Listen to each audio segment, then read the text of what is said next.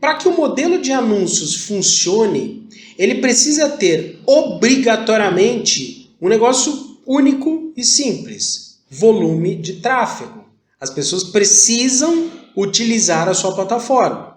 O que isso significa? O YouTube não venderia anúncios de vídeo, de imagem, de som, o que quer que seja, se não tivesse milhões de pessoas utilizando o YouTube todos os dias, procurando os conteúdos mais diversos possíveis. O modelo de anúncios, né, e a funcionalidade de anúncios, né, então a monetização por anúncios, ela só é possível quando você tem um volume de tráfego de gente suficientemente grande, suficientemente atrativo para que anunciantes queiram colocar os seus produtos e serviços, divulgar seus produtos e serviços.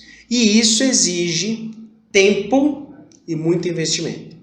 É só você observar que muitas dessas ferramentas, elas passaram alguns anos sem sequer ter ferramentas de anúncios, sem sequer ter anúncios. Elas passaram um bom tempo captando usuários para depois oferecer as ferramentas de anúncio. Professor Lauto, então significa que esse é um modelo que não funciona? Eu falei, não é isso. O que eu digo é, muito difícil você trabalhar esse modelo como se fosse seu modelo principal. Mas ele funciona muito bem como modelo secundário de monetização, ou seja, um modelo secundário de receitas. Por quê? Porque o modelo de receita por anúncio, ele vai acontecer à medida em que a sua funcionalidade, seu aplicativo, seu site, sua plataforma, ela angarie bastante usuários. E muitas delas já utilizam. Um exemplo do iFood que eu citei para vocês.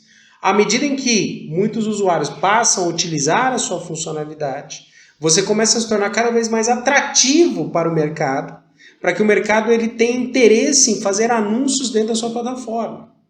Você quer ver um exemplo de uma ferramenta que nem começou como anúncio e depois terminou fazendo? Né? O Waze, sabe aquele né, faz os mapas, né, para você utilizar?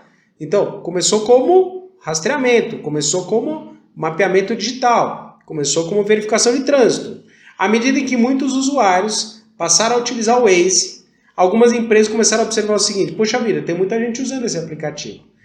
Por que eu, como um banco, por exemplo, não posso colocar no aplicativo e eu pago por isso? E eu coloco lá, ó, próximo desse endereço tem um banco. Ele coloca lá a imagem do banco, sei lá, Banco Bradesco, por exemplo.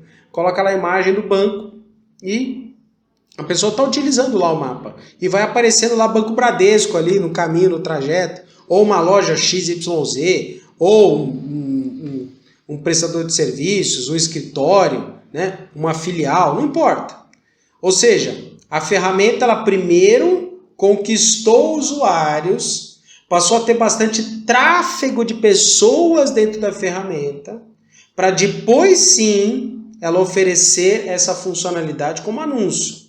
Então entenda que é uma funcionalidade importante, é uma receita muito interessante como uma receita secundária. Para as redes sociais é primária, mas para você, para a sua startup, pode ser uma receita secundária, é interessante, mas ela só vai acontecer, e não adianta se enganar, se você tiver volume de tráfego.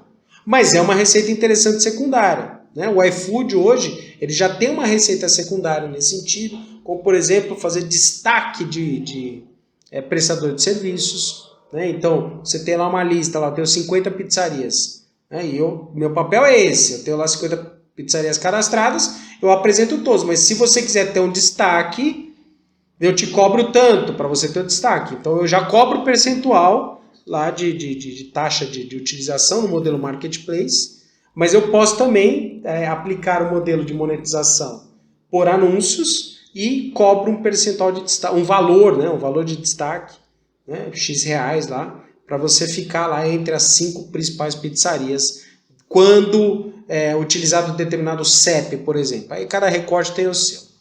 Então, a forma para você otimizar esse uso tende a ser à medida em que você já tem um tráfego suficiente, você já tem um conjunto de pessoas que utilizam essa ferramenta, a sua ferramenta, que você já tem um conjunto interessante de gente, né? Já tem um volume, uma massa significativa de pessoas que passam a fazer uso da sua plataforma, e essas pessoas elas são, vamos considerar assim, qualificadas para esse anunciante. Daqui a pouco eu vou falar o que é esse qualificado.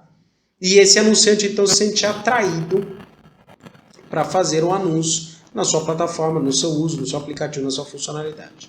Essa qualificação aqui não tem nada a ver com outras coisas, como por exemplo, estudo, a pessoa ser boa ou ser ruim, não é essa a questão. Essa qualificação significa o perfil do público-alvo. Por exemplo, eu quero falar com estudantes universitários.